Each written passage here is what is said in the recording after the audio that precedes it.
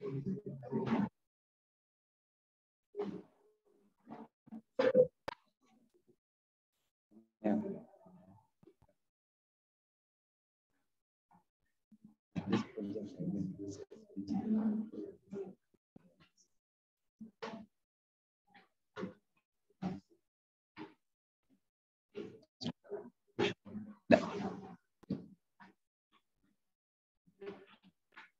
Hello, Stephen. Hello, Stephen. Yes, Teacher Pio. Yes, I think I'm done. I'm now through, but I'm only seeing only 3 of us still connected. Maybe we need to hold on a little. Okay, give them some few minutes. Oh, all right, all right. Maybe.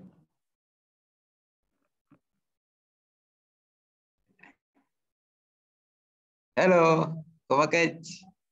That is Patrick. Huh? Sorry? Yeah, Patrick, you're welcome. Yeah, thank you. This is Komaket Paul. Yes, Paul. From which school? From Moyo SS here in Moyo. Wow, wow, wow. You're most welcome. Yeah, thank you so much. I'm just waiting for the program to start. Do you have many students who are going to Yeah, attend? I have my students, but it is colliding with also another important activity here in the school. That is the open air campaign for the election of the prefects. So the students are busy there, but I've decided to attend so that I get the details and share with them later on. Okay. Yeah, so in the next session, I will have them with me, but currently they're busy. Okay, I see. Okay, fine. Yeah, it's fine. Maybe we shall wait a little. Did you have the question paper? Yeah, I have downloaded from the WhatsApp platform and it is here. Wow, wow. That's interesting. Okay, okay. So let's wait for some few minutes for other members to join. And we start. Okay.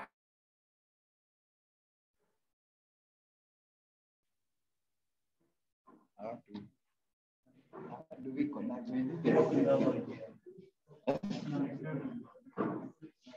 We need.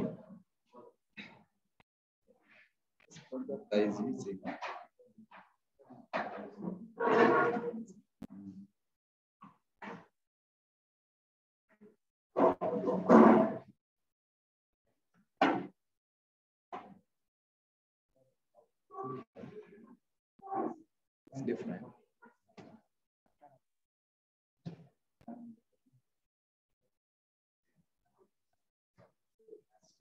Yeah. This one has decided to go for this.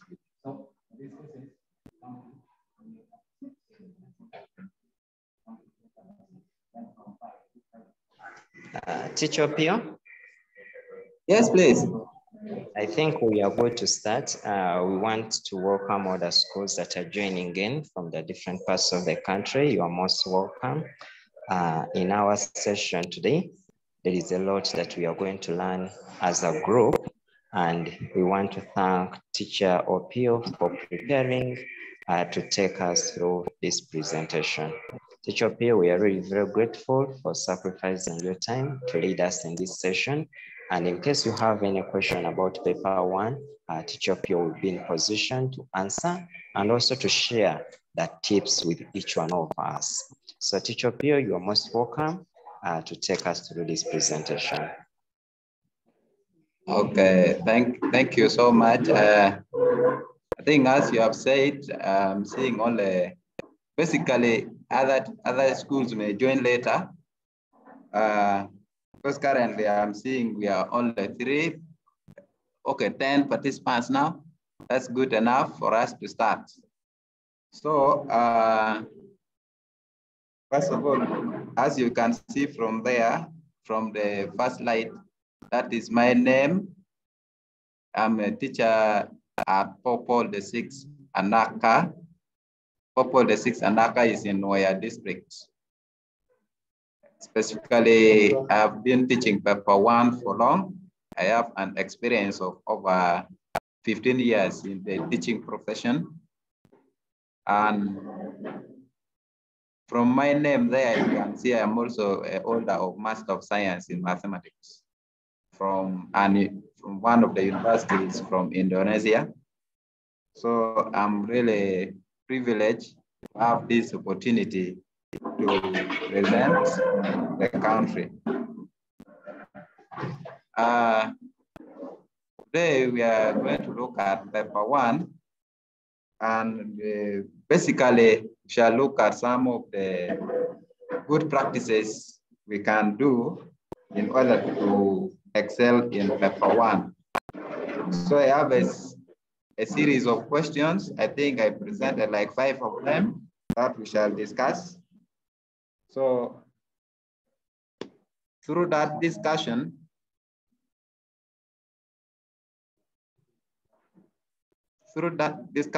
we shall share a lot. And anytime you have any question to ask, please feel free. So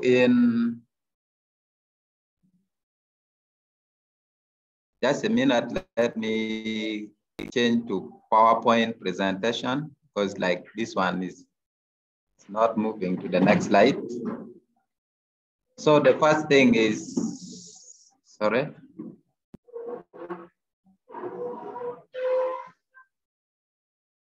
So the first thing we want to discuss or share is about some of the tips, ins that you need in order to do well in mathematics A level. This looks obvious, but it's very important. It's really very important when you're in for exams. Having gone through the paper, the first thing you need to read through the paper before you begin your work. Make sure you read through all the questions provided, you read through all the instructions and the rubrics for the paper. And then after you have already done that, when you are starting to answering your question now, you need to start with the most easiest question to you. The order does not matter. Many times students want to start with the section A, they first finish section A, then they go to section B. That is not a very good practice, because you may start from section A when there are simple questions that you could have attempted from section B, and you end up leaving them out because of time. So it is important that you choose the question according to their simplicity to you. What is important here is that you have to number your work correctly. Even if you have started with a question in section B, you just number it correctly. You can do section B, then you jump to another question in section A, provided the question is easy, because the target here is for you to get maximum marks. So that is one important thing that as a student you have to do. Then another thing is you have to identify the key ideas or concepts that is being examined. Usually every question has a particular thing or a particular concept that is required of you to do, or what you are supposed to determine. So the first thing is make sure you read the question and understand, so that you are able to identify the concepts and the ideas. And it's from here that will be the key for you to open up in the problem solving. Another useful information that I want to give is the use of correct formulae. You know, we have so many formulae in mathematics. Paper 1, we have very many identities And we have many definitions and principles that we can also use. And sometimes as a student, you may not remember all of them. Yes, please. Teacher Pierre, like yes. Your screen is not moving. Fine, I'm still on the first slide. Like we are not seeing the first slide. Yeah, wow, maybe I try to share again. Yes.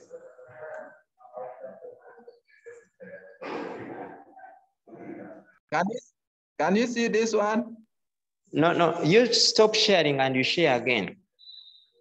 Okay, thank you.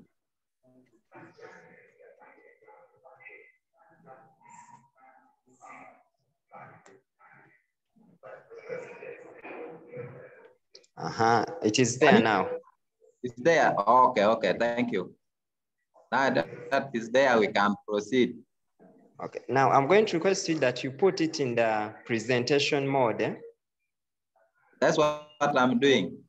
Okay. The first thing I wanted it to appear first. Okay.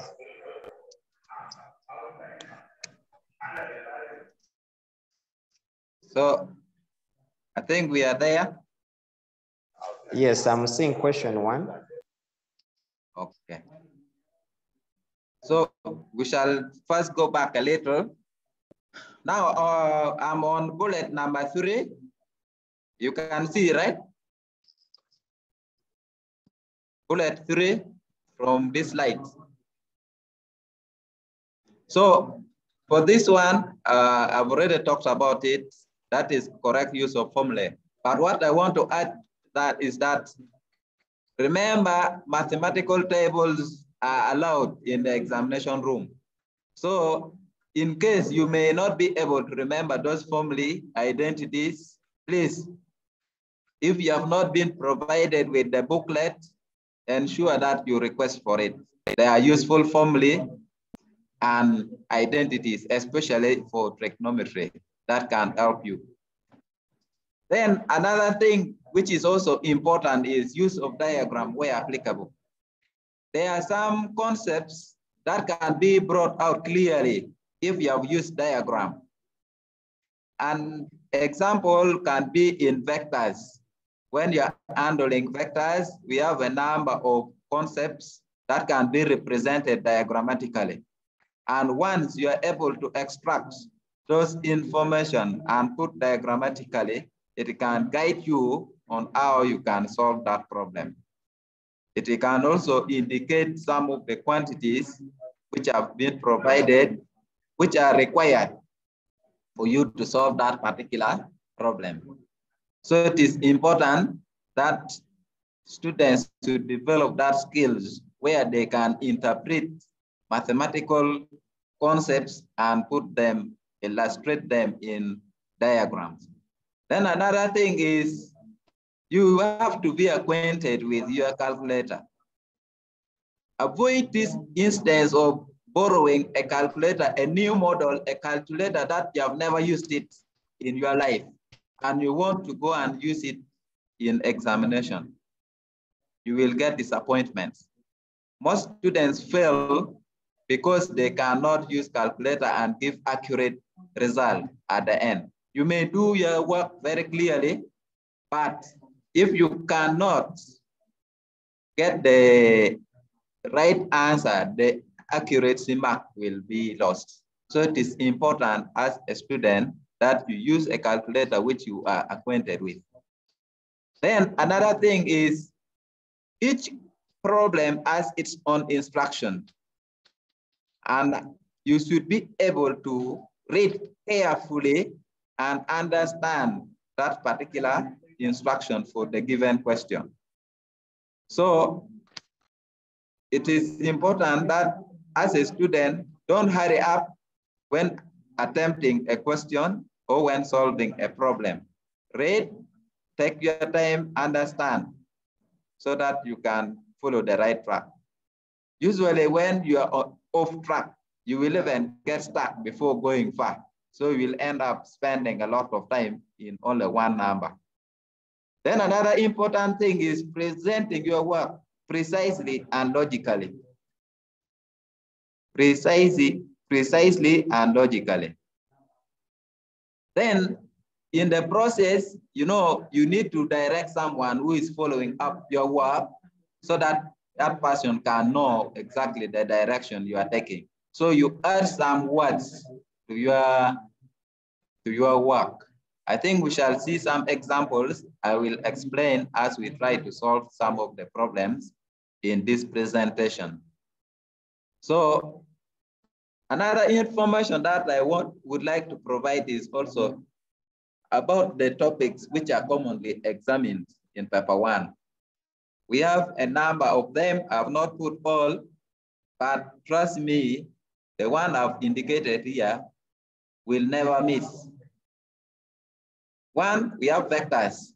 For vectors, always we have 2 questions, one from section A and another from section B, which means when you maximize in vectors, you shall be able to get some good marks here. Because this may be from section A, may be 5, and this will be 12. Those are already 17 marks. Then another topic that will never miss is also trigonometry. Here we'll also always have 2 questions, one from section A, another from section B. Differential equations is another interesting one. Usually they may bring one from either in section A or section. So it depends. Then geometry. Geometry, we have geometry 1, that is, for example, the geometry of straight line. And then we have geometry 2, which involves the conic section. This will always have at least some question also set. 2 of them from section A may be the geometry of straight line, then the conic section. Then algebra will have at least 2 questions. This algebra this will include things to do with complex numbers, series, roots of quadratic equations, and so on. So this is another important area. Inequalities also fall there. Spontaneous equations fall in algebra. So those are some of the areas which we'll never miss. Then we have analysis, which will also have at least 2 questions. I've not listed all, but I've given as a guide to those who may have not known. So those are the few tips that you should know. And in the questions I've posted, we have question 1. And question 1, you can see this is a differentiation, which is under analysis, is one of the areas that I have already highlighted up there. And when you look at this, this is the 2 equations are defined in terms of parameters E. So which means this is a parametric equation. And we are expected, you have the question, we are expected to differentiate this for the second time. We are getting the second order derivative. And to get second order derivative, that is differentiating y with respect to x. Remember here we have defined the equations in terms of parameter t, which means we first differentiate the 2 equations in terms of the parameter. So the first thing, when we are differentiating x, what you should realize is that this is a quotient. And for quotient, under differentiation, we have quotient rule. So you apply the quotient rule, that is exactly what I've done here. And the quotient rule can be done without stating it. You need not to waste your time stating the quotient rule. You just use it directly. You already have it, and I told you if you cannot remember, please get to the log book or the mathematical tables book, and you will get the formula there. Then you substitute directly. And this will be U, and the lower function will be V. So this is, if you are differentiating X with respect to T, we have T minus 1 times the derivative of the upper part, which is 1, minus now the upper function times derivative of the lower one, which is also 1. Then over V squared, which is going to be T minus 1, the whole thing squared. So when you simplify this, we come out with a negative 2 over T minus 1 squared. So that is the derivative of X with respect to T. We also do the same for Y with respect to T, where we shall do the same, because this is still quotient and this is quotient. So the same way you apply the quotient rule, then we get the function as being, the derivative being negative 2 over T minus 1 squared. Now we can get the Y by the X, the derivative of Y with respect to X from this expression here. And this is implicit. This one is like the chain rule. So we are now using the chain rule. And when you are solving problems in mathematics, we have definitions, we have rules, we have theorem, and some other important principles. That's where you generate your problems from, not just from nowhere. So you can see this is the chain rule, and this is the one we are using. And when you do that, we find that the derivative with respect to X of Y with respect to X is 1. And our target is to get the second derivative. And the second derivative, now that this is a constant, the second derivative is going to be 0. So for us to get the second derivative, you can see that this function they were defined in terms of T. So it means we now have to modify the 2y by the x squared in terms of the T. And when we do this, we get this expression.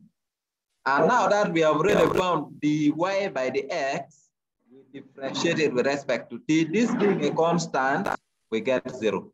The x by the T was given, but here we are using the T by the x, which is the reciprocal of the other.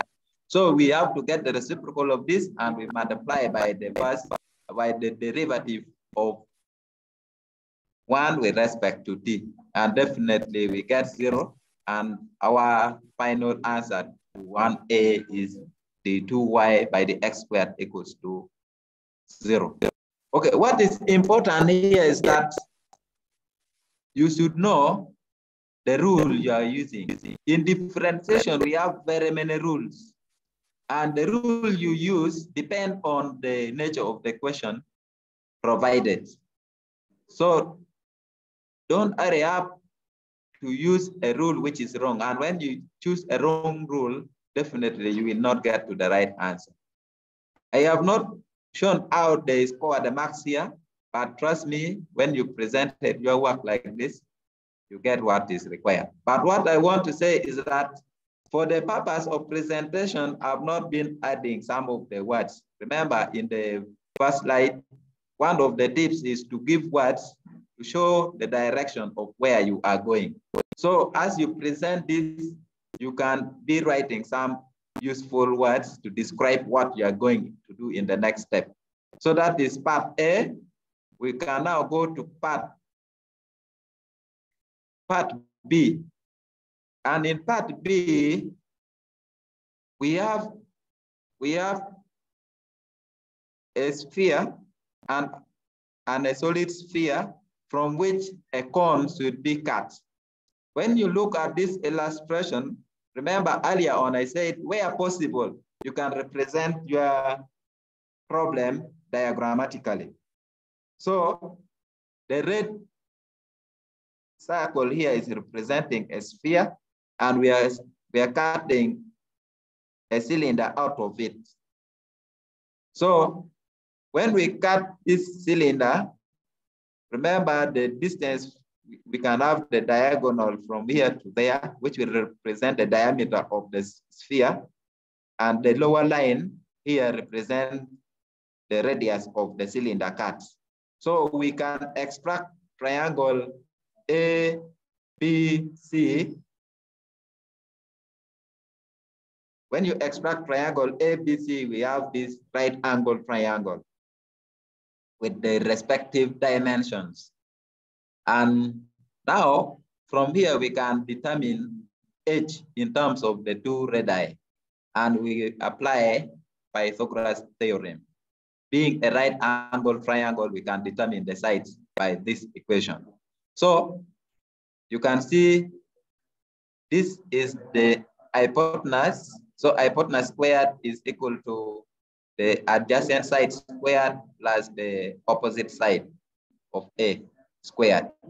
So from here, we can see we make R squared the subject so that it is expressed in terms of capital R and then the height of the cylinder. And the volume of a cylinder is given as pi R squared H. But we have already got R squared in terms of capital R and H. So we just substitute there. After this, you simplify. When we simplify, we get the volume in terms of this. So the volume is now pi R squared H minus pi H cubed over 4. And this is the volume we want to use. And remember, here we are determining the maximum value of V, the maximum value of V. And once you see the word maximum or minimum, least or greatest, what you have to think about is derivatives. And for that matter, we shall have to differentiate this function with respect to H. So we differentiate with respect to H, we get the derivative to be pi R squared over 3 pi R squared over 4. But what we know is this is pi H cubed squared out of 4. And what we know is for maximum volume, the V by the H must be 0. Even when you have differentiated with respect to the radius, you have to equate to 0. And from here, equating this to 0 will make us to determine the expression for H, which is the height of the cylinder cut with respect to the radius of the sphere.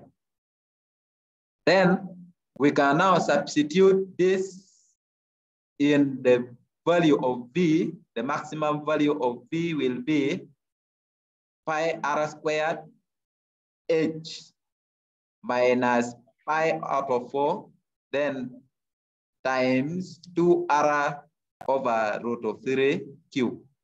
And simplifying this gives us pi R cube 6 minus 2 out of 3 root 3.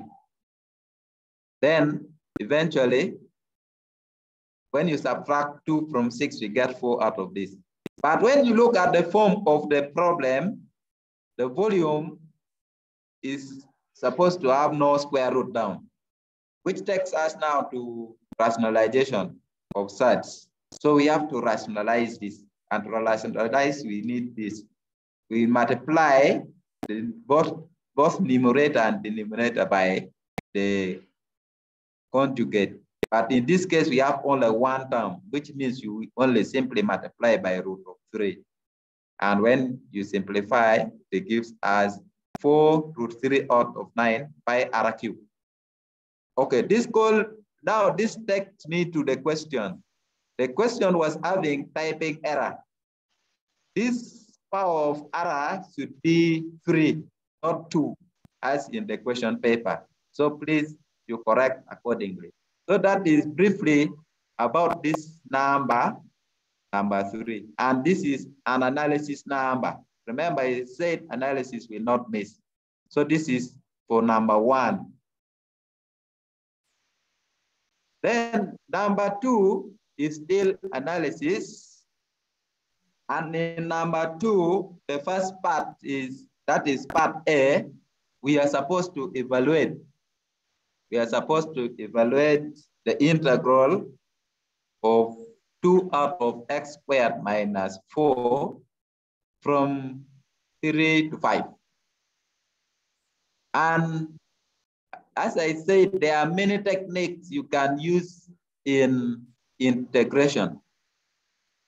And you need to be careful to observe carefully so that you can see which technique to apply. And from here, you can see we have a fraction, but the denominator is quadratic function, which can easily be factorized using difference of 2 squares. So we can factorize this and we get a fraction with linear functions. And this is now taking us to partial fraction. So for partial fractions, when you have linear denominators, linear functions in the denominators, it is expressed as follows. We have the fraction is being equivalent to a constant over the first factor plus another constant over the second factor. Now this depends on the number of factors. If you have 3 factors, you also have to add another one here.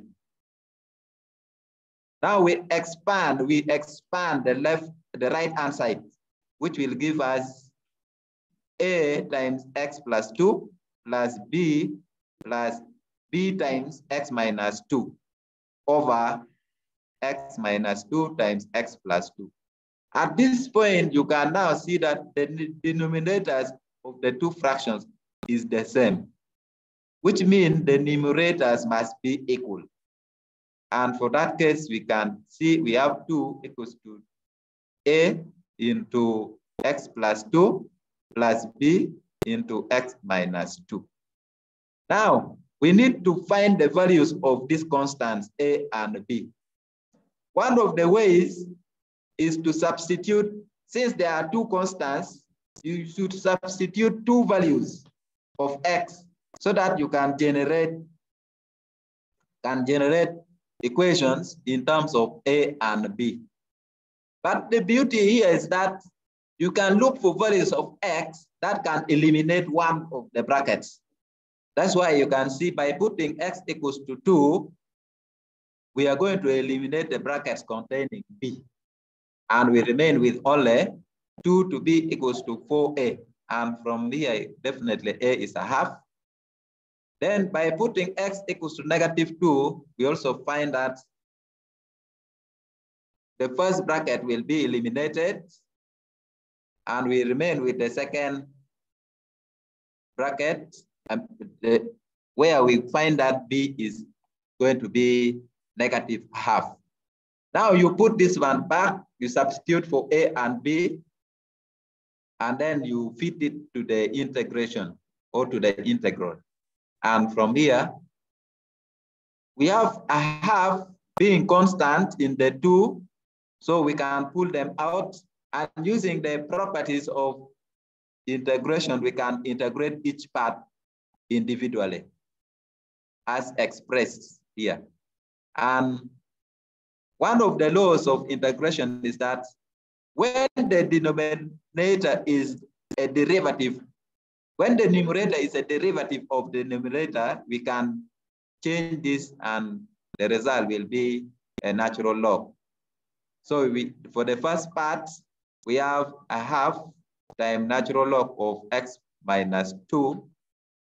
Then the second part is minus a half natural log of x plus 2. Remember here that I've given the limits, so there is no need to write the constants of integration. You just put into square brackets, you put the limits. The lower limit is put down, the upper one is put up. So this is when the limits of integration are given. So substituting for these values, you start with the upper limit, then minus the lower limits. So when we substitute and simplify, we get a half natural log of 3 out of 7 minus natural log of 1 out of 5. So from your calculator, you can press these values and you obtain some display on your screen. Before you round off the figures to any decimal place specified, make sure you first copy what is in your computer display or your calculator display. Many times students jump from this point until the final result, which is not right. So you will miss, okay, it is right, but they may decide to leave out the marks and they wonder how you have got this. So before you round off the values, make sure you indicate what you have obtained. So that is for part 1.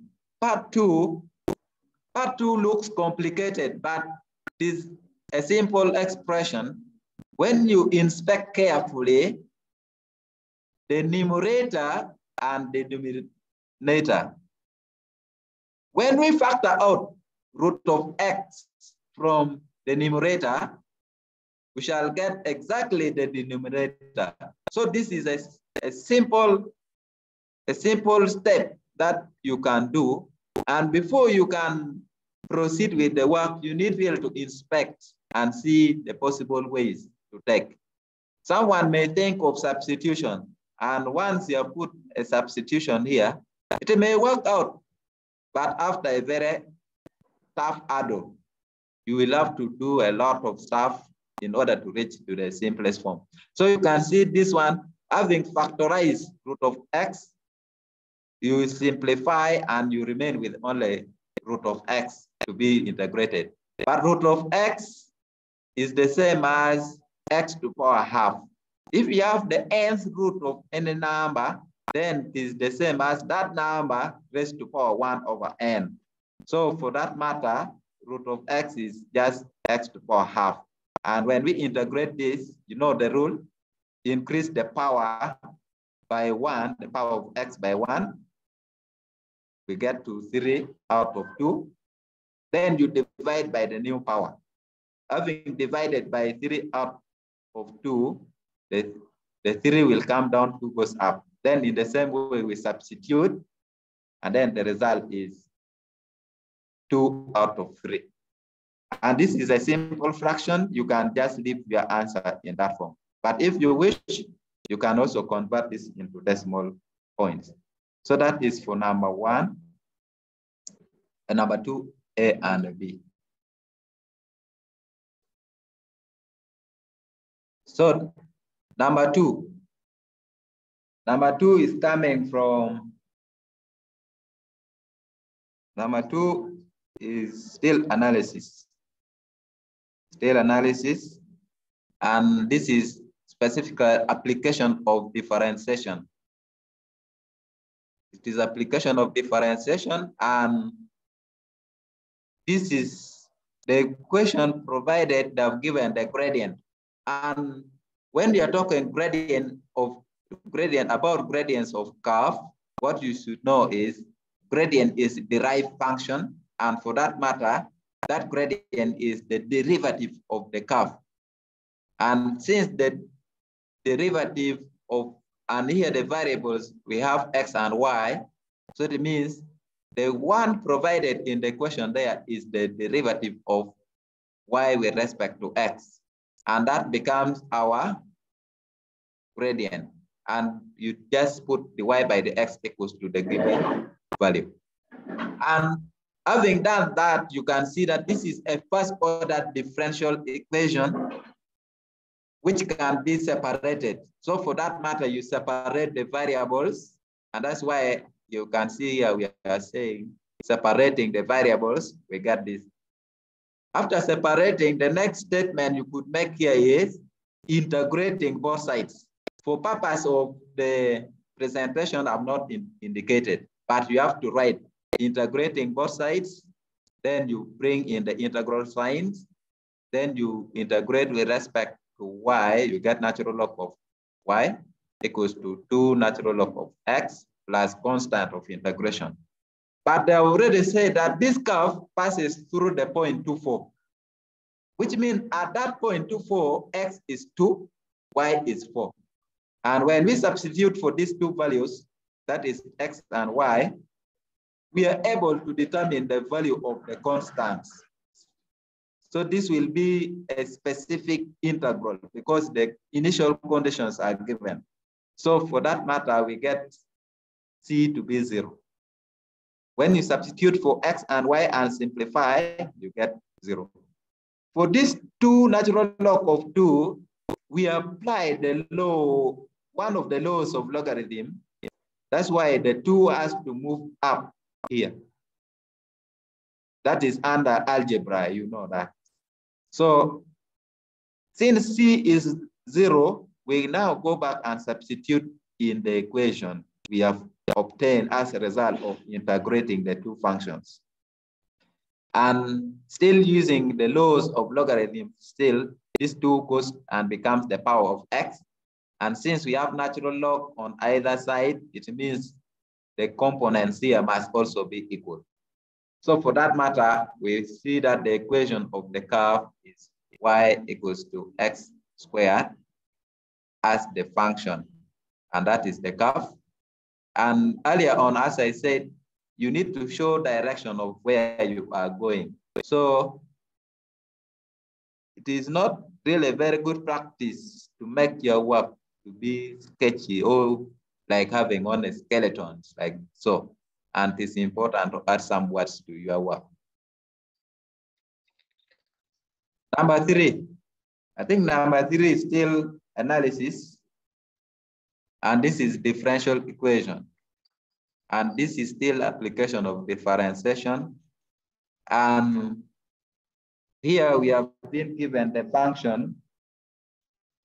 We want to solve the differential equation y equals to cos squared x divided by the x equals to tan x plus 1 when the initial conditions are also provided. And in this case, when you inspect, and actually when you are solving differential equations, you have questions to answer. You look at the differential equation, start with the order. Start with the order. And if it is first order, like for this case, the first question you should ask, the first technique there is it first order separable? If it is first order separable, that is the starting point. If not, you go to the other techniques. For first order, we have first order separable, first order inseparable, but can still be reduced to first order separable. We have first order integrating factor that reduces it. Then we also have first order homogeneous. So you go step by step, but here we are only looking, when you look at this one, it's first order separable. So it means you go ahead, separate the variables and integrate. And we shall have y dy when you separate equals to tan x plus 1 over cos squared x. But remember, cos squared x is sec squared. So the reciprocal of cos squared x is sec squared x. Now, this is a function and its derivative. So the best technique to apply here is substitution. So we can change the variable from x to u. So once you have let u to be one of the functions, and you need to be keen also to observe which one is the derivative of the other. So we can see when you inspect carefully, tan x plus 1, actually tan x is, when you differentiate tan x, you get sec squared x. So this is where you should make it to be another variable, say u. And immediately you have let it to be u, differentiate with respect to x, we get that. Then you make the x the subject, or you can, since this function is already here and can be derived from the derivatives of u with respect to x, you just make the u the subject and later we substitute. And it simplifies the right hand side to only u du. Applying the rules of integration, we shall have u squared out of 2 plus c. But remember, you have borrowed u. This is like going to a friend and asking him to lend you some tools to work. After work, you will not own that tool. You need to take back. So you have to substitute where there is u, you have to put back what? Your tan x plus 1. And for that case, the function now becomes a half y squared equals to a half into tan x plus 1 squared plus c. Remember, here the initial conditions were provided. Since the initial conditions are provided, we have to substitute for them. And when y is 0, x is pi out of 4. So we substitute y is 0, 0 squared, 1 out of 2 times tan pi out of 4 plus 1 squared plus c. There's one important information here that we should note. This angle pi out of 4 is in radians, not in degrees. You need to go to your calculator and change the mode of the calculator from degrees to radians, so that when you punch in this in your calculator, you can easily determine the correct value. So tan of pi by 4, remember this is going to give us 1. So when we substitute, we find c to be -2, and we put back in the differential equation, in the result of the integration, and we simplify to get the function required. So that will be the value of the solution to that differential equation provided. So that is for number 2. We still have part B. Part B looks challenging because they have not specifically specified the quantities, which is decreasing. In this question, they're saying a spherical raindrop evaporates at a rate proportional to its surface area. So there's need for you to internalize, to read this question, interpret, so that you are able to answer this problem. Now, being spherical, and when it evaporates, it is the volume that is decreasing. It is the volume of the sphere which is decreasing. And being a decrease,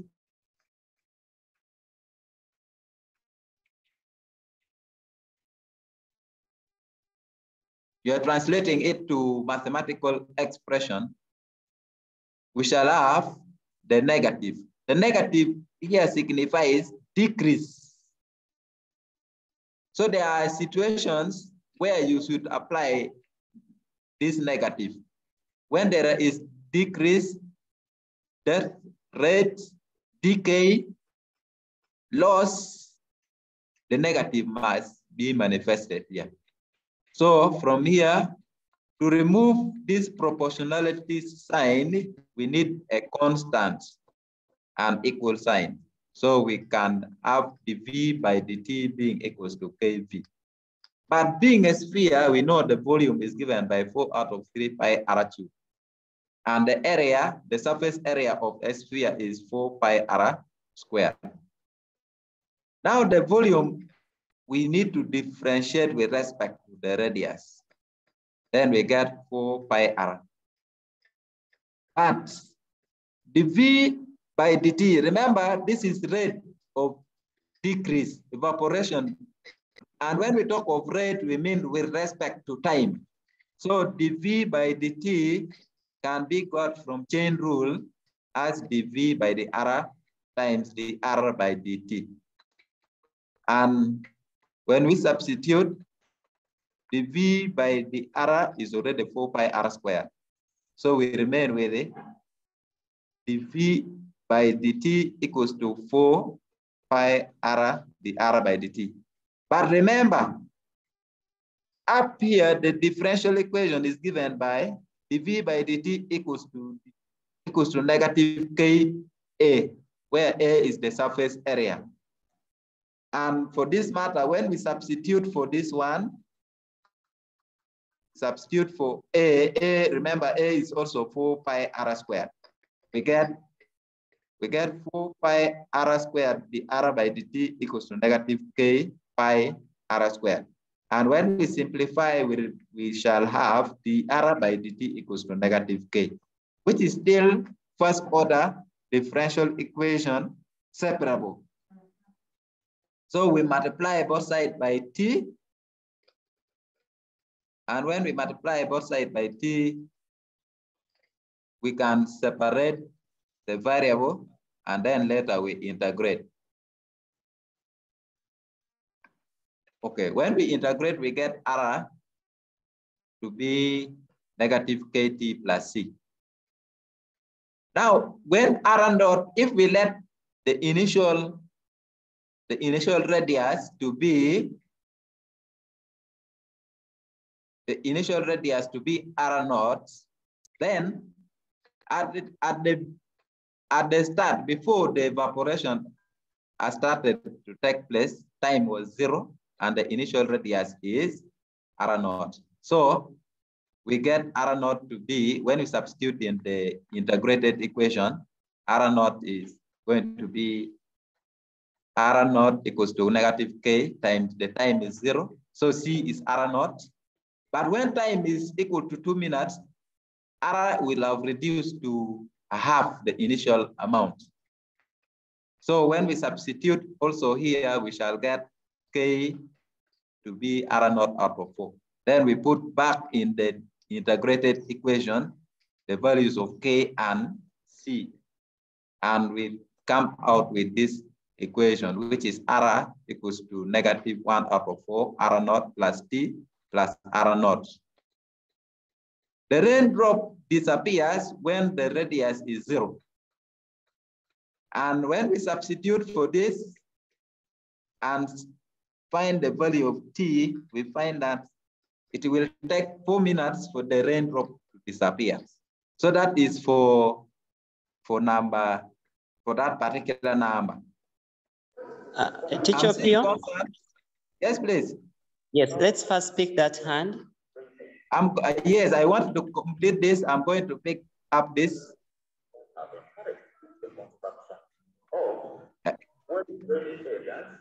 I wanted Mr. Abdu to first submit. Yes, let him submit. Mr. Abdu?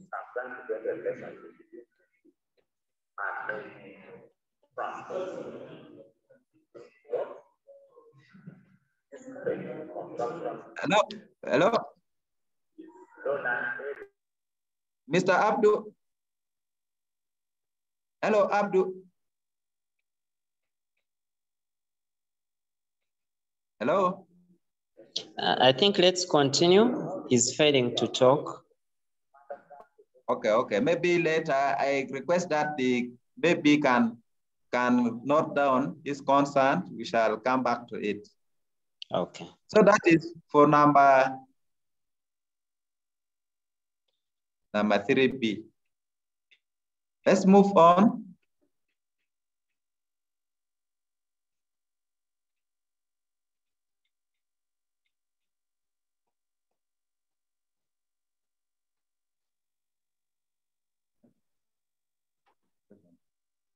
So we go to Question 4.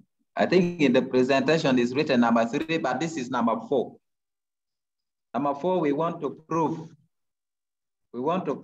that cos 3a is given as 4 cos cube a minus 3 cos a. I think we have many identities. Now, if you may not know where to go, first of all, 3a is already a compound angle. So from here, you have to split 3a into 2 angles. Split it into 2, that is a plus 2a.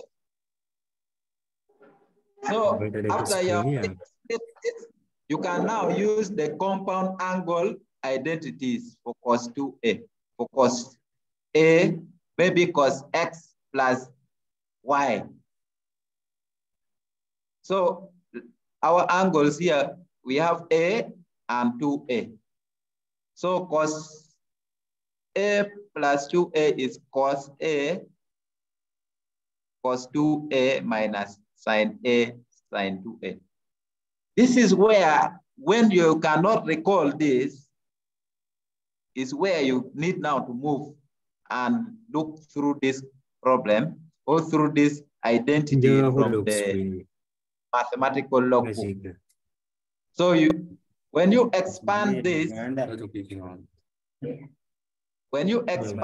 get cos 2a, but cos 2a is another double. This is now double angle. Any angle which is a multiple of 2 is double angle. And for that case, we expand, we get 2 cos squared a minus 1. Similarly, we still have also another double angle this side, sin 2a, which can expand to give 2 sin a cos a. And when we simplify this, open the brackets, simplify, correct like terms, we come out with the expression we are supposed to arrive at. And that is for part 1. That is part A, 4a. But this, when you look at this problem, is a 2-in-1. And this is where many students also leave marks. Having proved this part, they just jump to another number. And yet this is a 2-in-1 question. There's another part which now requires this result to solve. So in this subsequent part, we need now to use the result we have generated. Because when you look at this, we have another equation that is 8x cubed minus 6x minus 1 equal to 0. So we shall use the result of this proof. And for that case, we let cos a be equals to x. And the given equation will now be expressed in terms of cos a as provided.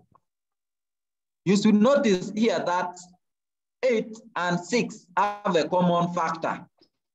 And that common factor is 2. So factor out the 2. Then when you factor out, we shall have 4 cos cube x.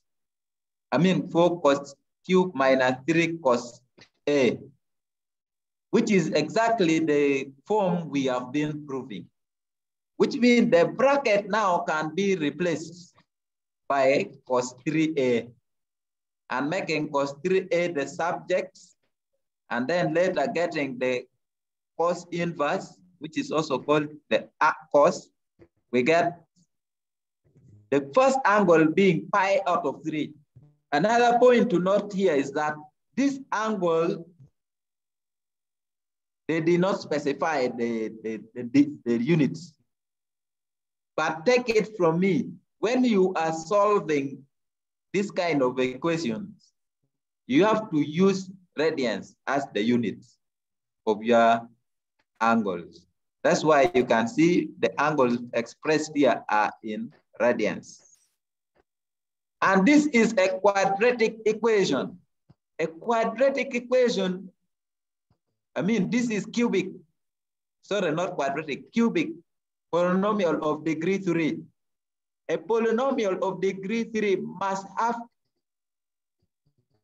3 solutions unless it is repeated. And for that matter, you need to determine 3 angles. So we first determine the angles before dividing by the factor 3. And from this illustration I've given, the first angle is pi out of 3. And the ratio here is positive. The ratio of cos is positive. And cos is only positive in the first quadrant and the fourth quadrant, which means there will be no solutions in second and third quadrant. The second line down here, where we have pi out of 3, to generate this line, you need to draw this same angle, but measuring it and take, this one will be clockwise. And when you measure clockwise, this angle is going to be negative pi out of 3. But for this particular problem, any angle must be measured anti-clockwise. It means the second angle will be moving from the positive x-axis, going anti-clockwise until you reach this second line, which will be pi out of 3. The third angle, you come back to this line, the positive x-axis. You will move round, make one complete resolution, then until you reach this point again. This will be the third angle. But this is one resolution plus pi out of 3. So this will give us 7 pi out of what? 3. And later you divide by 3. And when you divide by 3, we get A to be pi out of 9, 5 pi out of 9, 7 pi out of 9. But remember, we want to, the other time we let A to be equals to cos x. We let x to be equals to cos of A. So you now substitute x equals to cos of A, which is this one. The first angle is this, the second and the third. From this point, we can now use our calculators to determine these values. I've already written these values to 4 decimal places. But before you can put them to 4 decimal places, ensure that you first copy what is on your calculator display before rounding off to a given degree of accuracy. And sometimes they specify the degree of accuracy. But for this case, it was not. So you can round to the desired, but at least should be to 3. That would be the minimum. So that is for number 4A. Then number 4B is yet another trigonometry, but they have provided us with the int. You cannot now choose a different direction because the question was specific. There are many ways you can section provided down there. But before you can go to that, you need to follow the rubrics, the instruction provided. And here the instruction is to express cos x plus root 3 sine x in the form of r cos of x plus beta, where beta is an acute angle. Having put it this way, you need to expand the right-hand side using compound angle identity for cos x plus beta. And this can easily be got from the mathematical table books. So that book is very important, but when you have been doing practice, you will explicitly remember this. It will not even necessitate you to go there. So for that case, when we expand, you now multiply by r, then we get r cos x plus r cos x cos beta minus r sine x sine beta. But notice that cos x appears also on the left-hand side, and sin x is also on the left-hand side.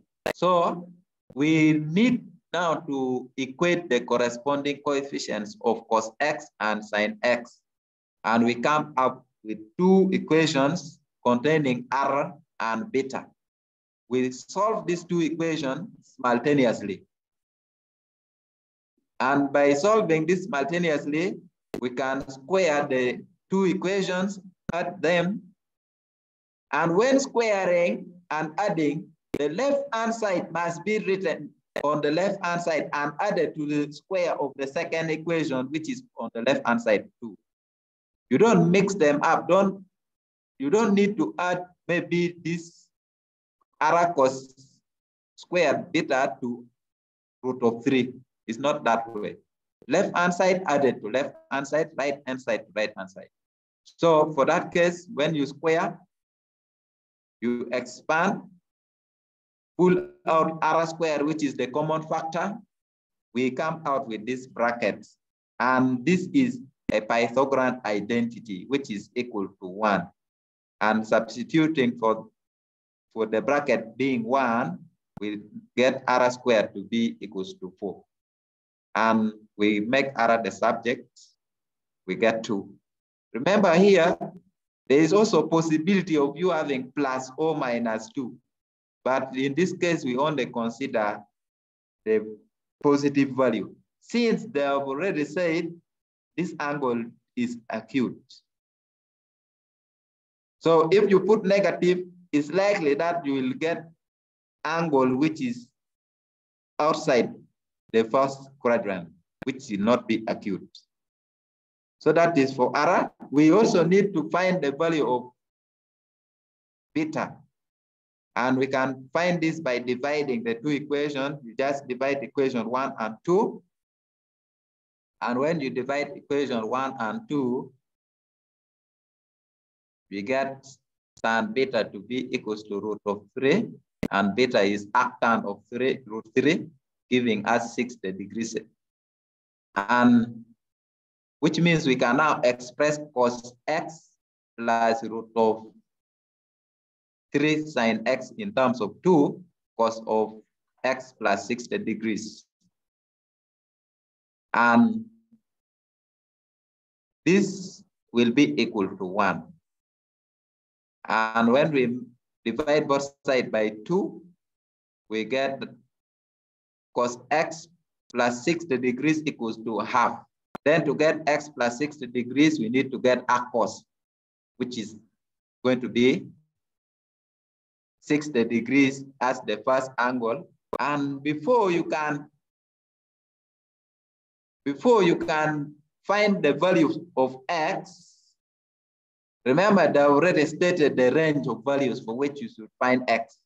You need to generate the other angles the same way we did in the previous problem.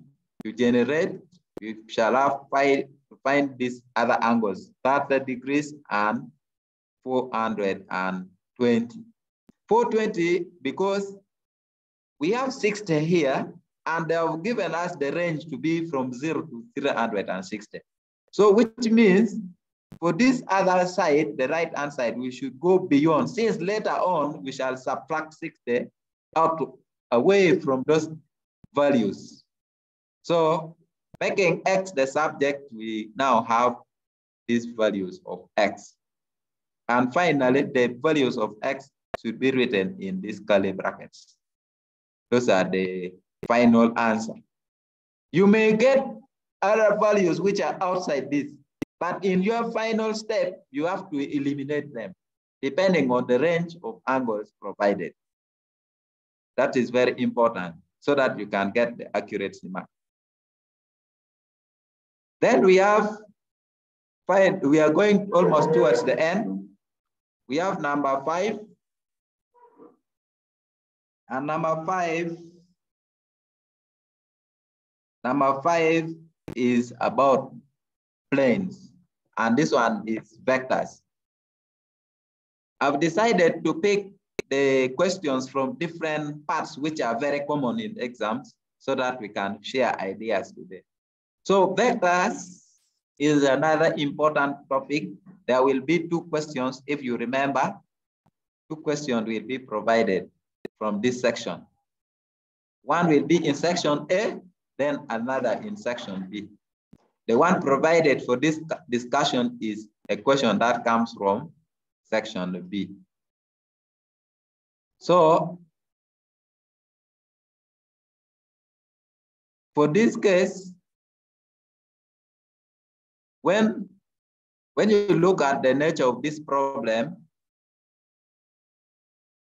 they've already given the equation of the line and equation of the plane are provided.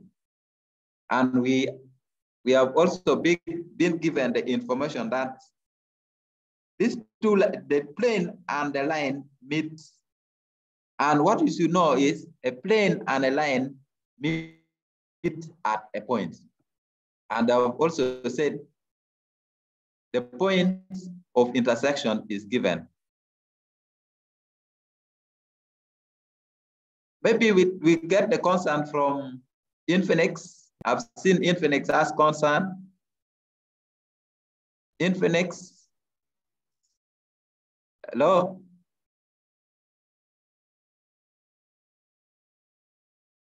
This Infinix Hot 8, can you unmute and ask your question, please? Excuse me, sir. Yes, please. About the previous question. That the previous. Which is this one? Yes. Yes. You can go back the where the question had sorry, your network is not about cos plus sine. Excuse me. Yes.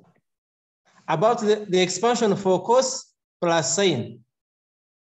Yes. I think it would be cos into then x minus alpha. Okay, let me get there first. Yes. Okay, not this one. No. That is number, this, okay, this number, right? Number. Exactly. Oh, that plus, oh. that plus on alacos x, I think it is x minus beta. Okay, thank you for your concern. Yes. That is very right. I think, okay, that is very right. I've seen. This is an error. It was typing error. Because what we know is when you use double angle identity for the expansion of cos x plus beta, it will give us negative, not positive. So your concern is very right. It was an oversight. I didn't realize that when I was making up the solution. This should have been cos x minus beta. So that this one should be what? Plus. So thank you for that concern. But the idea is, I think is clear. The idea is clear. So here we need to make that correction. You make the correction appropriately. I will later on do the correction because I will post the solutions to our platform.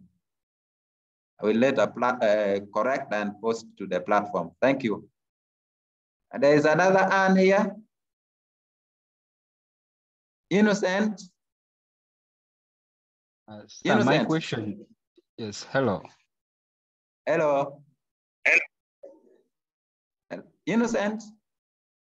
Angles 420 and 300. Yes. How it is got? The other angle. Yeah. I think is it in the next slide? Let me see. At the end of that question.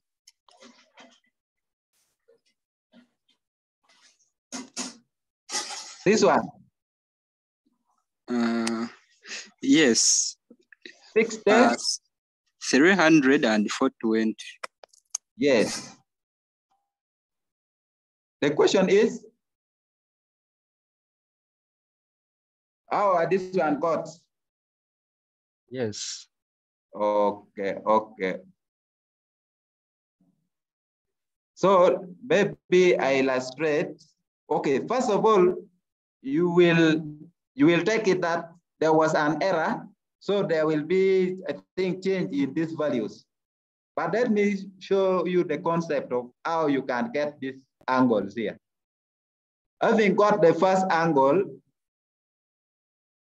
remember here the ratio for this particular case, let's take it as it is. The ratio is what? Positive. And this ratio is cosine. Cosine is only positive in the first quadrant and the last quadrant, that is the fourth. Now, since the first angle we have generated, that is by getting the arc cos of this ratio, 1 out of 2 is 60 degrees. Now, it is acute and in the first quadrant, so we need to draw that angle here. Sorry for this, but assume this is a straight line. So this first angle is measured anti-clockwise. So this is the 60 degrees. So this is our 60 degrees now. To get the other angles, remember the ratio is positive. The ratio, of course, is positive in first quadrant and fourth quadrant. So now you will draw another line here in this quadrant such that this angle you have drawn is also 60 degrees. This one here. So this is also 60. Now, to get 300, we come back to the positive, this positive axis here. I'm calling it the x-axis, this one. But you move, starting from here, going anti-clockwise until you move and reach to this line. And trust me, remember this difference is 60. When you make complete revolution is 360. And for that case, we take away 60 and we remain with a 300. Now we want to see for this one now, 420. For 420, you come back here. You again move. Remember, in the first case, we stopped in the first line. In the second stage, we stopped here. In the third instance, you need to move until you again reach this line. And this will give us 420. The one in blue will be this one now. I hope you have got the concept. And you need to do this before you can what? Before you can subtract. So that is how you generate this other angle. Alternatively, you can draw a graph of cos. Draw a graph of cos theta, you know the wave. Graph of cos theta, which is going to move like this. Then later, remember cos of 0 is 1. So it means the axis here. So 0 will be here. Then the first angle is, okay, then you draw another line. Draw another line. Draw a line, another line corresponding to a half. A half now. A half is somewhere here. Draw a line corresponding to a half. we have 0. Sorry, I've not drawn all the, I've not indicated the angles. This is 0, then this is 90. The first solution is here. That's where we have 60. The next solution will be this. Moving from, this is 90, then we have 180, 270, 270, because here is 180. We have 90, 180, plus 90, 270. So the next angle, the solution will be this. But remember, this curve is symmetrical. So the difference from this side to the line here, must be equal to this other portion. So for that matter, this angle will be 270 plus this other portion. And this other portion is only 30. So we get there. Meanwhile, the 420 will be here. So that is the two ways by which you can find the other angles. Hope your concern is answered.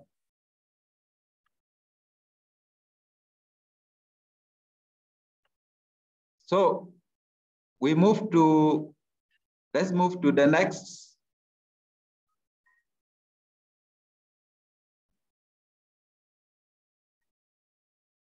Now we are talking about vectors. This is a plane and a line.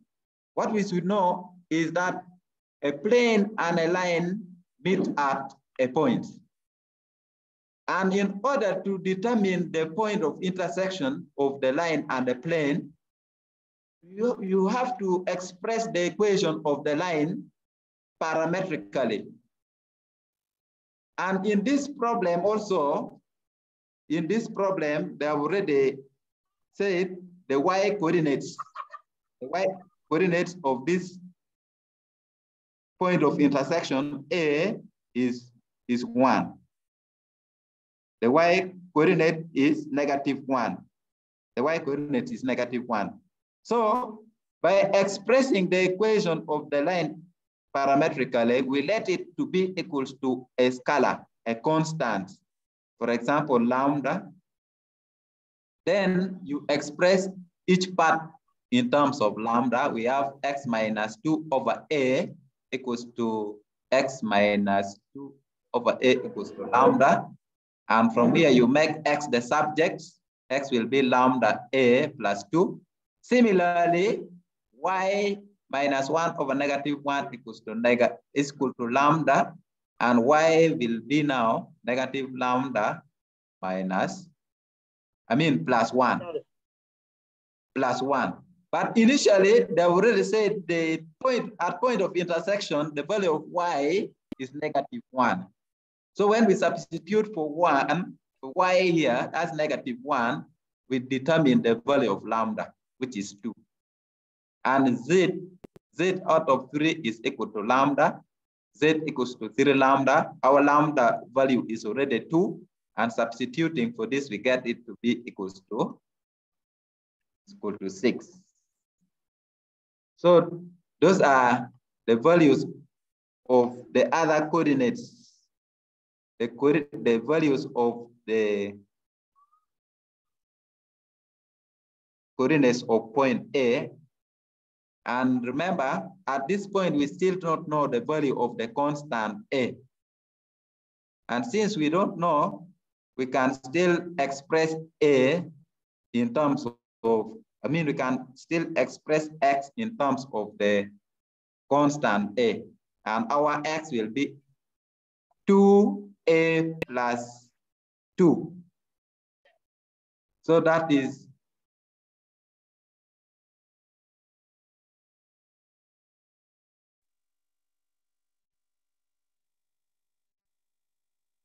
for part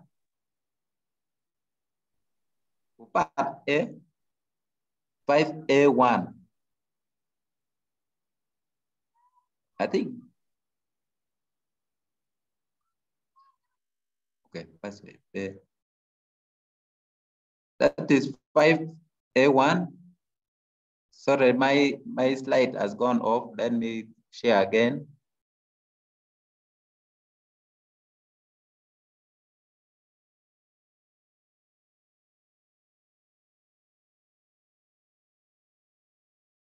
So for part A, we now need to proceed to find the value of A. And to find the value of A, we shall substitute for the values of X, Y, and Z in the equation of the plane. Since the line meets the plane, it means at point A, the values of X and Y, X, Y, Z must satisfy the equation of the plane. And from there, when you do it, you will be able to determine the value of A. That is to say, since we already have the values of A, we can express X again in terms of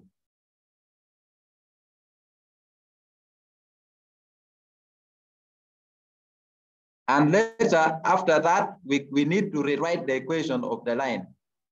Remember, when you substitute for the value of X, Y, Z in the equation of the plane, you will determine A to be equals to 2. I'm sorry, I think the slide for that substitution has been left out. But the value of A will be 2, which later we can now use it in the equation of the line to determine the angle between the line and the plane. And to find the angle between the line and the plane, we now need to extract the directional vector, which is the vector parallel to the line. And this vector parallel to the line is obtained from the equation of the line. It's obtained from the equation of the line. That is to say, we have to extract these vectors. The X value will be 2, -1 for Y, and then 3 for the Z. And the directional vector D will be this. Another important thing to note here is that when you look at D in this particular problem, it is written in bold. A vector must be represented by bold letters, or if you are handwriting, you're doing it, if it is handwritten, you need to write D and you put vector sign here. So in most cases, translating from question paper into your answer booklet, you must indicate the vector with the vector sign below. In some instance, you can also write it.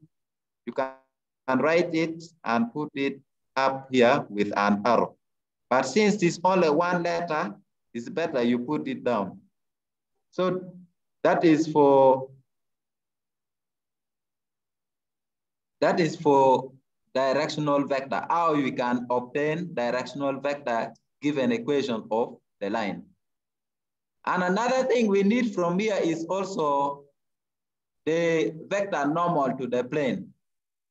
Now from the equation of the plane, the vector normal to the plane is just obtained by extracting these vectors, the coefficient of X, Y, and Z respectively. So this one gives you the vector normal to the plane. And if we have a plane, like this, and then we have a line running like that. Now the angle between this plane and the line is going to be this one. And let's call this angle to be angle theta. So if angle between the plane and the line is theta, remember there's a vector parallel to this line, and we are calling it D. And then we also have a vector normal to the plane. We are calling it what? N.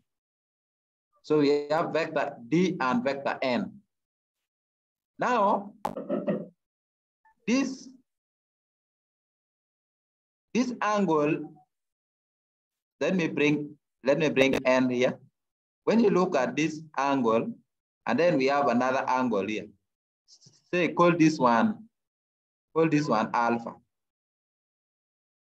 Alpha, when you add to theta, alpha and theta will give us 100.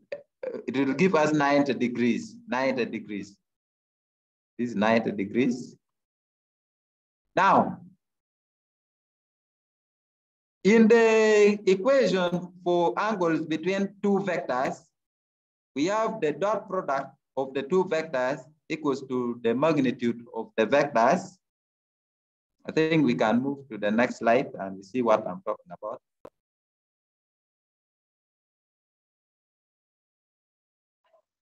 For angles between two vectors is defined by this. N dot D equals to the modulus of N modulus of D cos of the angle.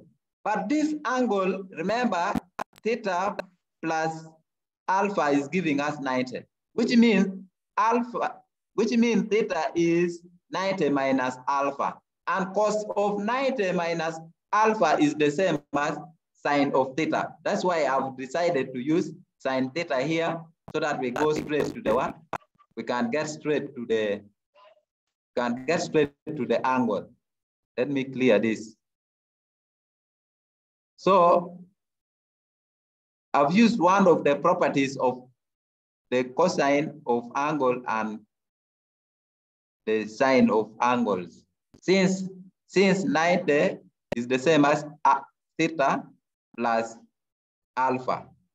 So from there, we get the angle between the two lines to be 30 degrees. Between the plane and the line to be 30 degrees. So these are the solutions to the problems provided. And we had a lot of concern. People want to ask questions. We shall open up now for discussions. And any other inputs, it is welcome. So Stephen, are you there? Stephen, but as I said, we now open the room for discussion. So anyone is free. If you have any concern, there was Infinix who had concerns, so it's back. Maybe we can answer your concern now. Maybe you unmute Infinix or 8.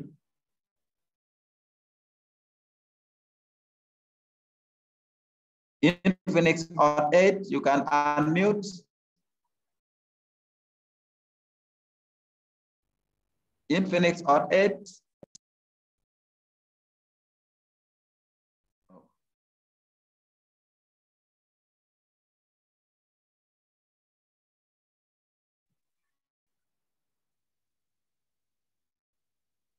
Hello? Hello? Yes. Hello? Yes, I'm hearing.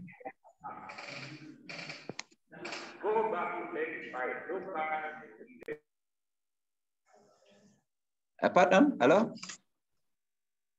Question 5. Hello? Hello? Oh, it's not.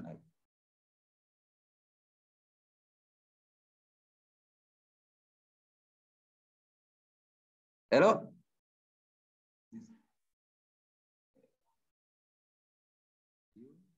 Yes.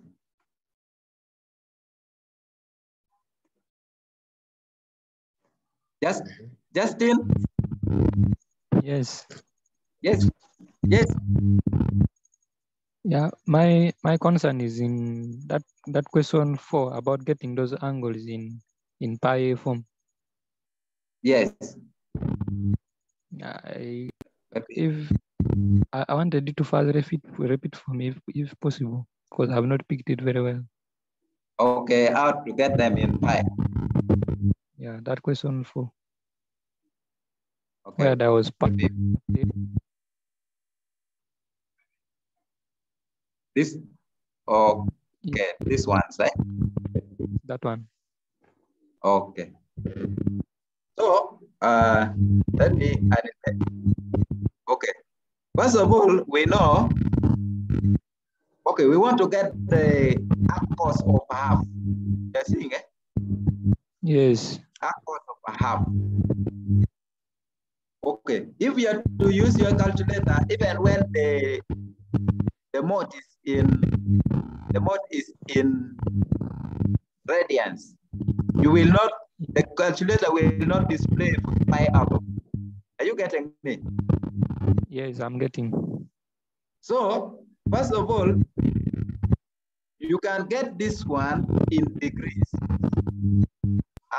And arc cos of a half is 60 degrees, right? Yes, it is the one.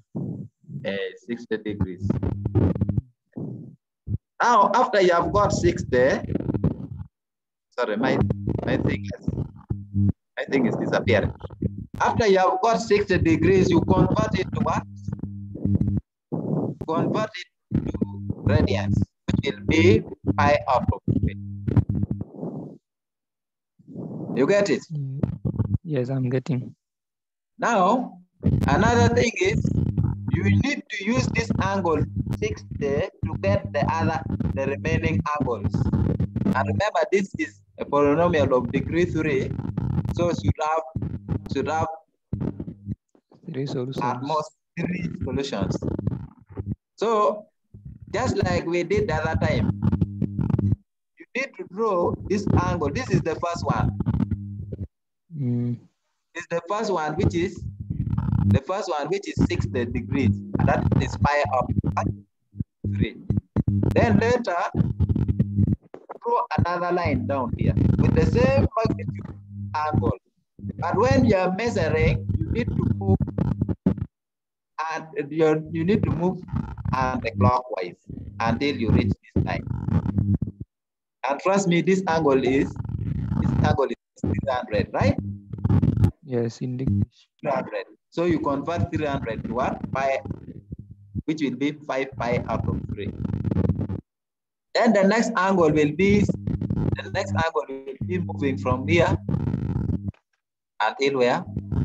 Here. Which is going to be the 7 pi out of what? 3. Remember, moving from here until this one is complete resolution, and complete resolution is 2 pi. You get it? Yes. Okay. I think you are answered. Yeah, I'm answered. Thank you. You're welcome.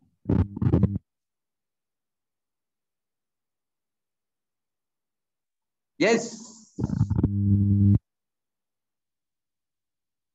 I'm seeing there's a concern. Can you unmute Techno Mobile?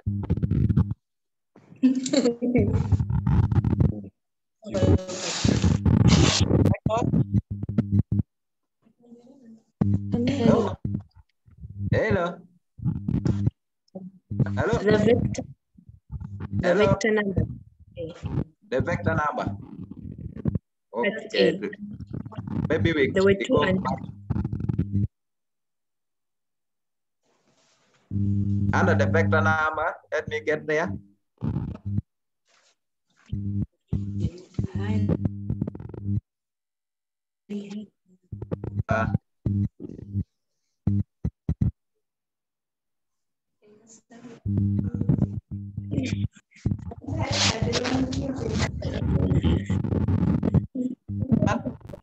Hello? Hello? Yes. Yes. Hey, now you can give your concern. The vector number is you had 2 unknowns. That is A and lambda. You introduced a constant lambda, but you already had an unknown. The denominator was -2. How did we get that? Oh, this one here. So first of all, remember, I said for you to determine the point of intersection, you have to express the equation of the line parametrically. Now you need to introduce a parameter. In my case, I've introduced what? Lambda. But remember also initially they have given us what? They have given us this constant A. Are we there? There's this constant A. The value is unknown. So another information provided is that Y, the Y value at point of intersection is equal to -1. Get it? So Yes. we are going to express each part, like we have X over A here, in terms of lambda. Are you there? Yes. So for this part, we have that X minus 2 out of A equals 2. Then we get the equation X equals to lambda A plus 2. Then this part again, which is Y minus 1 over -1 equals to lambda. So we get this. Are we there? Yes. So when you express Y in terms of lambda, you cross multiply first. By -1, we get negative lambda. But there's a one which is negative here. So when you take it the other side of the equation, it becomes what? Positive. And initially in the instruction, they're already given us the value of what? Y, which is -1. So you replace Y by -1 and we'll straight away find the value of lambda. What? 2. We are still left with this part.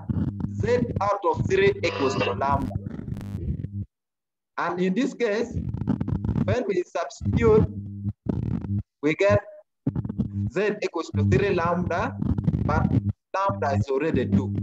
So substituting for that, we get Z to be equals to 6. But now, from up here, we have seen X is equals to lambda A plus 2. There's only X left without the value now. Now, when we put here the value of lambda, we shall get, let me change, because this one is, we shall now have X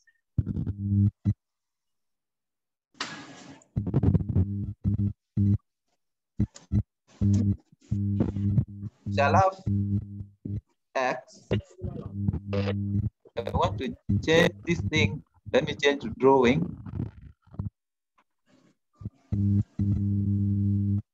X equals to lambda A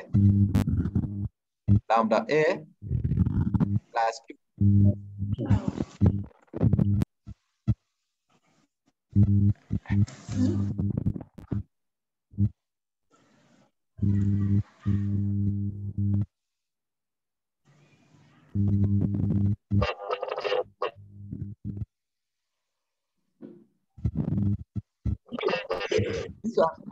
This one, lambda A plus 2. And sorry, my thing is disappearing, but let me explain just. So when you put lambda, when you put for this, you will get X to be 2A plus 2. You still don't know the value of A, so you maintain it as 2A plus 2. That is the value of A.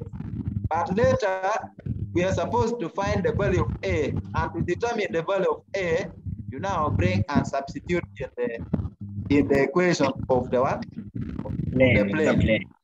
Yes. then it will give you the value of A. That is in the next slide. Unfortunately, this slide was too large and you cannot see the value of X in terms of A and 2. It was down there and it's not appearing on this screen. Okay, thank you. Yes. So that means after that, that will be the point of intersection. The point of intersection. Yes. After you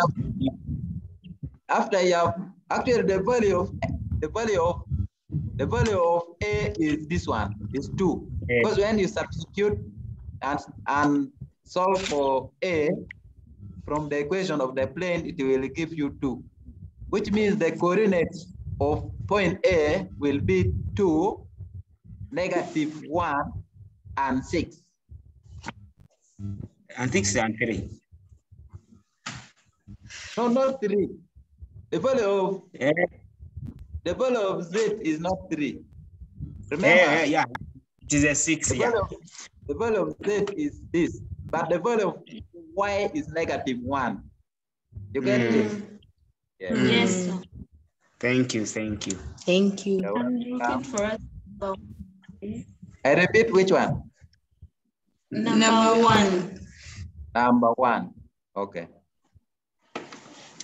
So we get back there.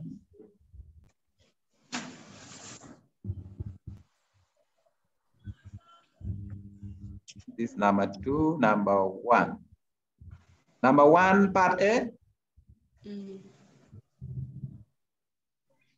Which part? It is party, that one of sphere. Oh, that's B, eh? Yes.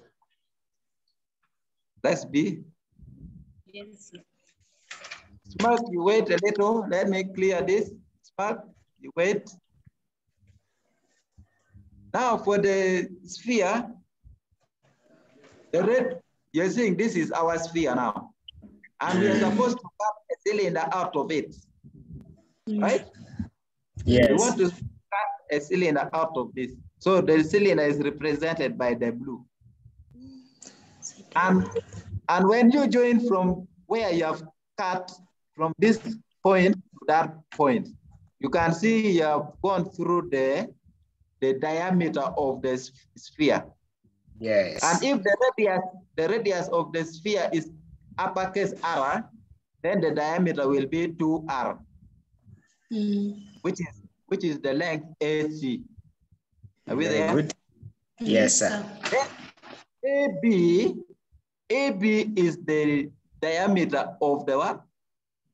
Of the cylinder. Because the radius is lowercase r. So diameter is twice the radius. Yes. So if you extract ABC, it gives you a right angle triangle. Now, being right angle triangle, we can get the relationship using Pythagoras theorem. And from here, we shall get r squared in terms of the radius of the sphere and the height of the what? The cylinder, which is this r squared, capital R squared minus h squared out of 4.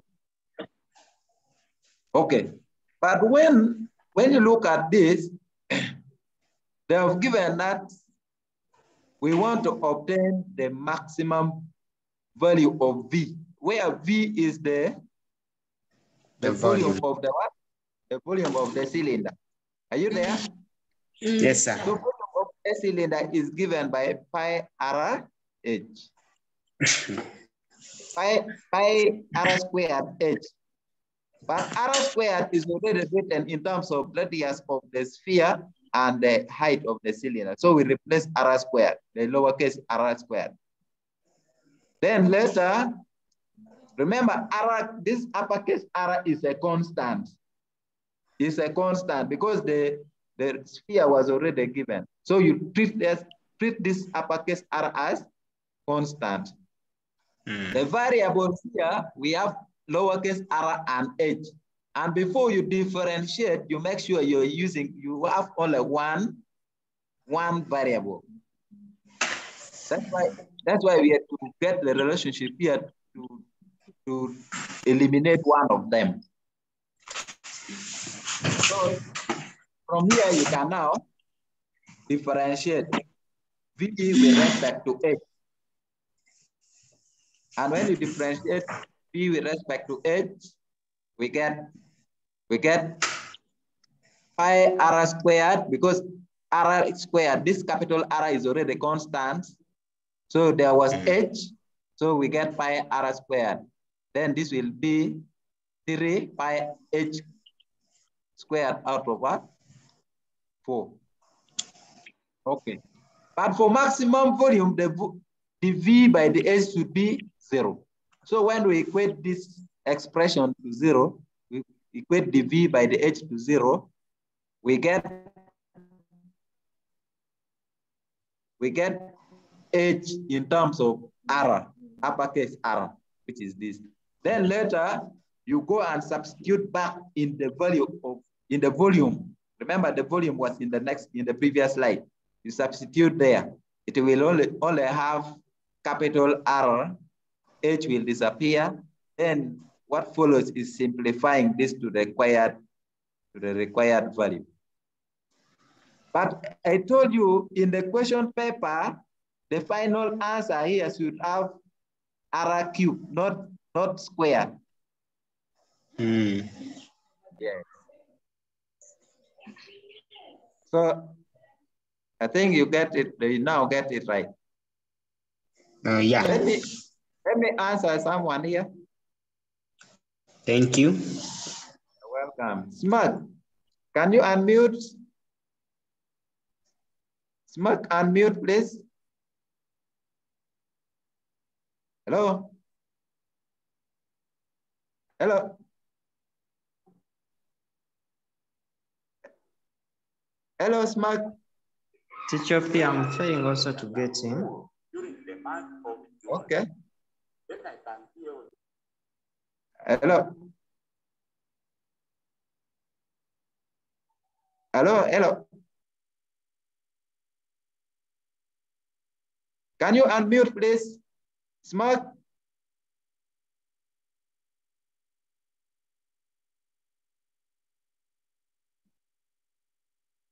Unmute. Okay, you can try again.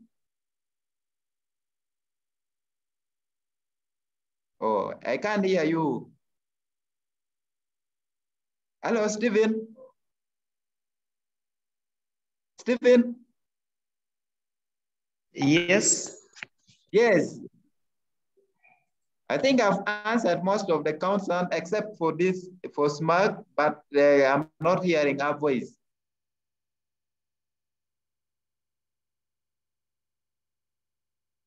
Yes, Smart. Hello. Hello.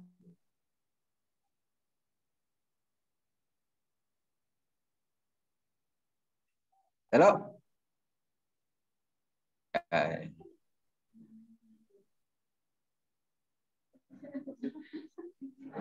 Okay.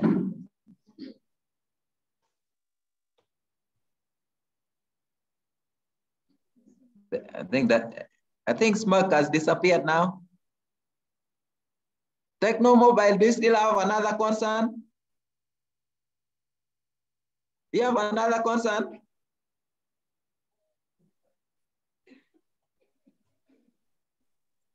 No. Thank you, sir. Thank you. Okay. Thank you. No concern, okay.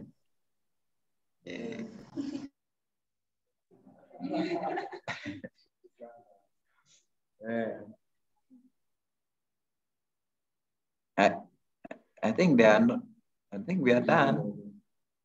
No more questions, I think. Stephen? Yes.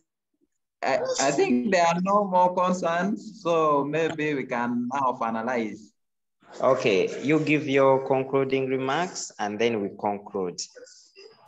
Okay, thank you. Now I want to say, I want to thank all those who joined us in the meeting. We have not covered all the areas, but what I want to say is that with mathematics, nothing else apart from this practice. For you to get the concepts, to get the contents, you must practice. With my students, I always tell them, we have a project, we call it Do 5 today.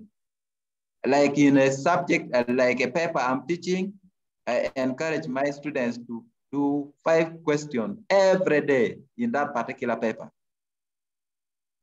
So when you do a lot of practice, you can gain the contents, you can gain the concepts. Remember, these things are so many, the content to cover is much, which means if you don't do a lot of practice and extensive reading, you may not be able to remember them. So I encourage students to use various sources. Like the questions you discuss can come from just whichever source you can get. Maybe textbooks, exercises in class by your teachers, even some past papers from your colleagues, from your neighboring schools. It is very important. So when you practice, you will gain that confidence, you understand the content, and usually when you follow, for example, the previous exams, you'll find that it is a matter of bringing in something little, but they don't change so much. And then secondly, paper 1 requires you to think. They will give you a question, but if you hurriedly start answering the problem, you will be offside. But when you read and internalize the question well, you will be able to answer correctly. And in each question, there is always a clue of what you can use. Only that you need to be critical and analytic so that you can get it. Otherwise, I want to say mathematics is one of the easiest paper to pass at A level. No practicals, only 2 papers. You can't fail to balance your papers. So that is my words to my colleagues and my candidates. I know they are soon beginning their mock examinations, but as you go for your exams, having revised, be sober. Read, write, but avoid this instance of reading to the last minute. You know, our brains are also funny. When you exhaust your brain, there is a time you want to use it, but when it is already full, you can not have room to think. So you give some allowance so that as you go for your papers, you have sober mind and you are able to think. So for anything, for any contact, you can contact me. Previously, I previewed my contact in the first slide. I believe some people have taken it. So I'm always online. That is my WhatsApp number as well. So you can use that to contact me. And probably I will make the correction, the necessary correction, especially for that number on trigonometry.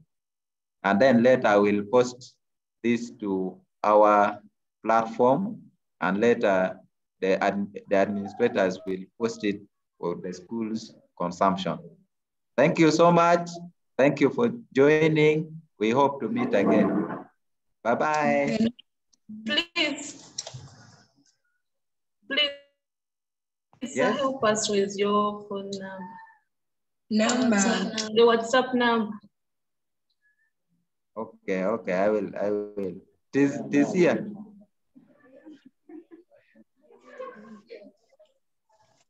I will display it again, maybe before it's disconnected.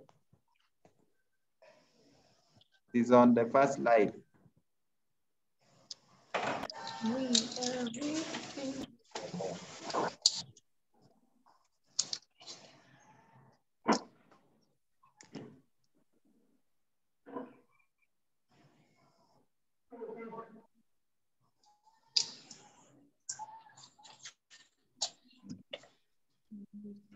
Okay, I hope you can see. Yes, sir. You're right. Yes. 7. Not that. 32. 16, 21. Okay, allow me to thank Teacher Opio Samuel. We cannot thank you enough. Teacher Opio Samuel, we are really very, very grateful for the great presentation you have put forward for our learners. Thank you so much. We have really benefited a lot. You have taught us a lot of ICT, a lot of mathematics. We are really very grateful for this wonderful presentation, and we want to let you know that we shall not let you, all your efforts are going to be reflected in the mock papers that these students are going to do, and we shall be happy for you to give us another presentation once again, such that at least we can master paper 1, such that we can have it as one of our simplest papers. There is a lot you have shared, and I want to request all the students, all the schools, that let us put all these things into consideration, what Teacher Opio has shared with us. Allow me now to invite Mr. Ronald to say something. Mr. Ronald.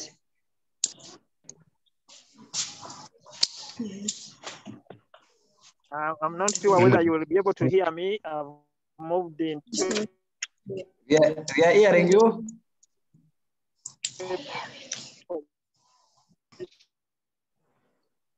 Hello, Ronald. Which is not very good.